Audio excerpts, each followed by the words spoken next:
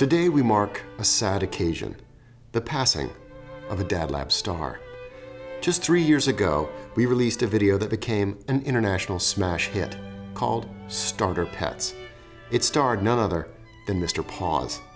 Sadly, last week, Mr. Paws passed away, leading us to ask the question, what makes for a really kick-ass dwarf hamster funeral?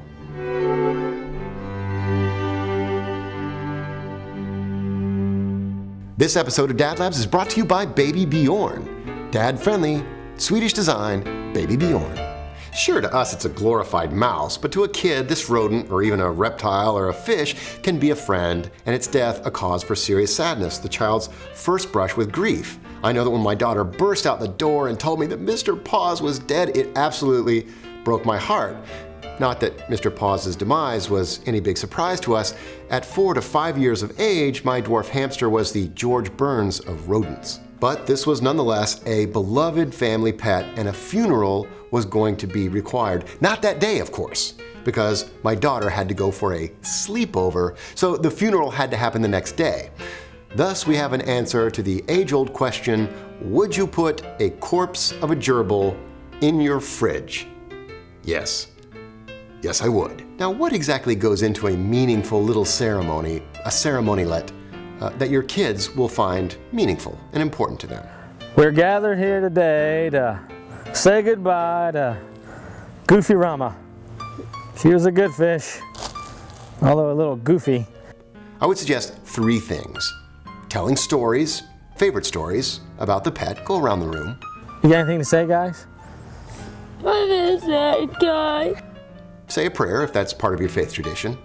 But, you know, it's tough to be a fish. So, we loved you, Goofy Rama. Have a peaceful time in the great ocean in the sky.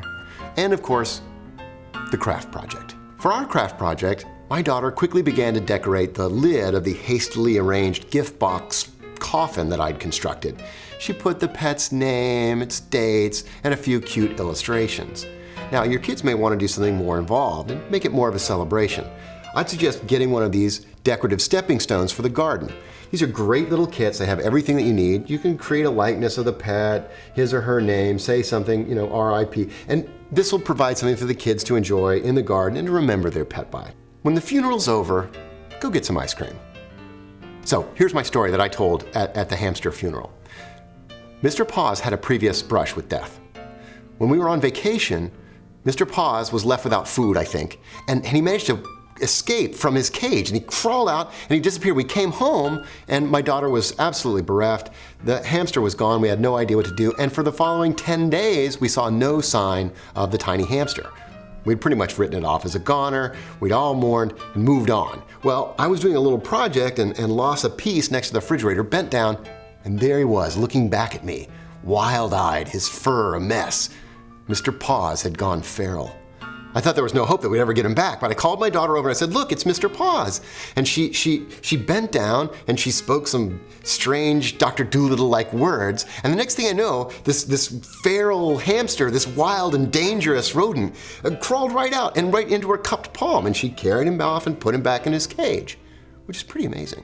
So the subject is pet funerals. Would you have one? What goes into a good one? I know it's a little bit different with dogs and cats. They're a little bit more significant family members. Do you go to the pet cemetery? I don't know, but we want to hear from you. DadLabs.com, join the conversation. We'll certainly join in too. And that's all for us this time on Quality Time.